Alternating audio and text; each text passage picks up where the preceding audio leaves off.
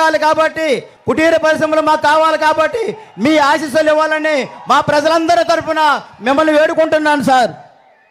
ఈ అవకాశం ఇచ్చిన నాకు అందరికీ పేరు పేరున ధన్యవాదాలు తెలియజేసుకుంటున్నాను. అందరికీ నమస్కారం. పాతపట్నం నియోజకవర్గానికి విచ్చేసినటువంటి మన అందరి అభిమాన నాయకుడు, నవ్యాంధ్రప్రదేశ్ నిర్మాత, రేపు పాతపట్నం నియోజకవర్గం తలరాత కూడా మార్చే శక్తి కలిగినటువంటి వ్యక్తి, మన అందరి తాలూకా దిశ నిర్దేశం చేసే మన నవ్యాంధ్రప్రదేశ్ నిర్మాత నారా చంద్రబాబు నాయుడు గారికి పాతపట్నం నియోజకవర్గం సాదరంగా స్వాగతం పలుకుతూ, ఈ యొక్క నియోజకవర్గం నలుమూలల నుంచి కథలు వచ్చినటువంటి తెలుగుదేశం, భారతీయ జనతా పార్టీ మరియు జనసేన కార్యకర్తలకు, కుటుంబ సభ్యులకు, సోదర సోదరీమణులకు, అక్కలకు, చెల్లెలకు, అన్నలకు, తమ్ముళ్లకు అందరికీ కూడా నా హృదయపూర్వకమైనటువంటి నమస్కారాలు తెలియజేసుకుంటున్నాను. గతంలో 20 సంవత్సరాలు పాతపట్నం నియోజకవర్గం ఉన్నటువంటి ప్రజలందరూ కూడా తెలుసుకోవాలి. ఎందుకనంటే ఇక్కడ ఉన్నటువంటి యువత అందరూ ఒకటే ప్రశ్న అడుగుతున్నారు, నా పాతపట్నం ఎందుకు అభివృద్ధి చెందలేదని.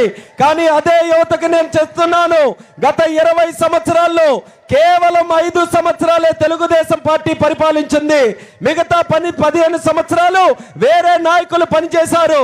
అందుకనే పాతపట్నం నియోజకవర్గం ప్రజలకు అందరికీ కూడా ఈ సందర్భంగా విన్నపంగా తెలియజేసుకుంటున్నాను, ఈసారి వచ్చే ఎలక్షన్లో పాతపట్నం నియోజకవర్గం తెలుగుదేశం పార్టీకి, భారతీయ జనతా పార్టీకి, జనసేనకు అప్పచెప్పండి. మీ అందరి తాలూకా అభివృద్ధి, సంక్షేమం చూసుకునే బాధ్యత మేము తీసుకుంటామని కూడా ఈ సందర్భంగా తెలియజేస్తున్నాం. 2014 నుంచి 19 వరకు చంద్రబాబు నాయుడు గారు ముఖ్యమంత్రిగా ఉంటే పాతపట్నం నియోజకవర్గంలో ఎన్నో అభివృద్ధి కార్యక్రమాలు చేశాం. మనకున్నటువంటి రోడ్డులన్నీ కూడా బాగయ్యాయంటే చంద్రన్న ముఖ్యమంత్రిగా ఉన్నప్పుడు మనం చేసుకున్నాం. నిర్వాసితులకి న్యాయం జరిగిందనంటే మనం ఉన్నప్పుడు ఆ కార్యక్రమాన్ని చేసుకున్నాం.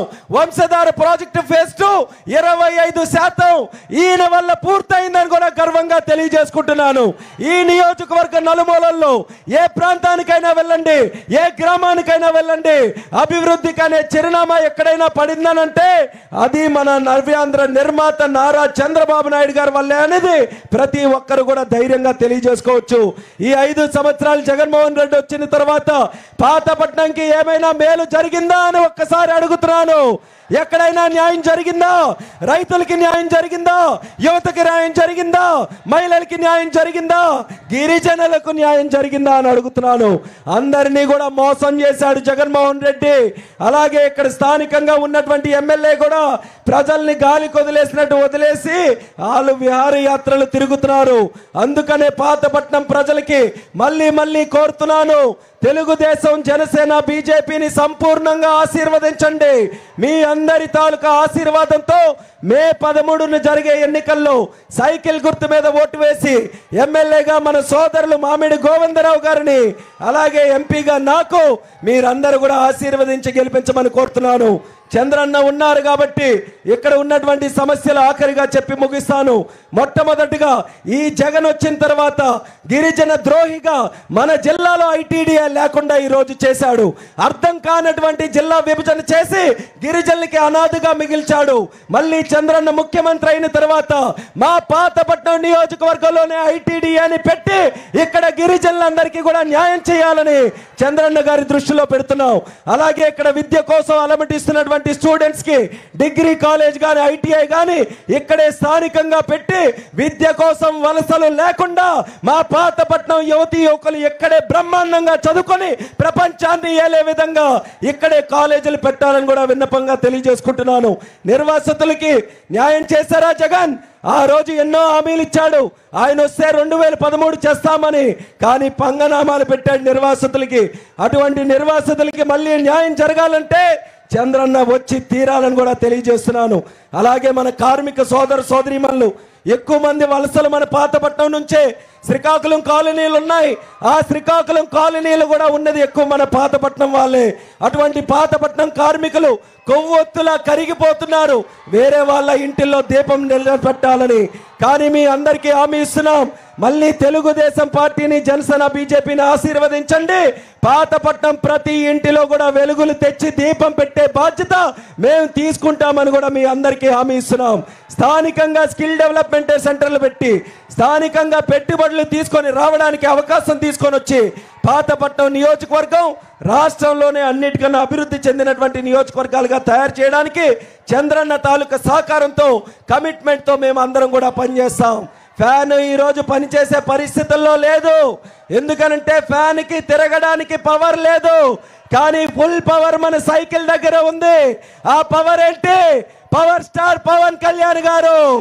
ఆ పవర్ స్టార్ పవన్ కళ్యాణ్ గారి తాలూకా పవర్తో సైకిల్ యమ స్పీడ్ గా ముందుకెళ్తుంది. ఫ్యాన్ రెక్కలు విరుచుకోనైనా సరే ఈ పాతపట్నం నియోజకవర్గంలో ఎన్డీఏ కూటమిని మేము గెలిపించుకుంటాం. మీకు అండగా మేమందరం కూడా ఉంటాం. ఈరోజు పెద్ద ఎత్తున కథలు వచ్చినటువంటి ప్రతి ఒక్క సోదర సోదరిమణులకి పాదాభివందనం తెలియజేసుకుంటూ ఈ 20 రోజులు కూడా మన గెలుపు కోసం మీరందరూ కూడా కృషి చేసి మమ్మల్ని మనస్ఫూర్తిగా ఆశీర్వదించి ఈ అమూల్యమైనటువంటి ఓటు సైకిల్ గుర్తు మీద వేయాలని మీ అందరికీ కూడా తెలియజేసుకుంటూ ఇప్పుడు మన అందరి అభిమాన నాయకుడు పాతపట్నం ఈరోజు విచ్చేస్తే ప్రజలందరూ కూడా పులకరించే విధంగా ఆనంద తండోపతండాలుగా ఈరోజు కథలు వచ్చినటువంటి ప్రతి ఒక్కరిని కూడా ఉద్దేశించి మనకి కాబోయే ముఖ్యమంత్రి నారా చంద్రబాబు నాయుడు గారు మమ్మల్ని ఉద్దేశించి మాట్లాడవలసిందిగా సహృదయంతో కోరుకుంటున్నాం.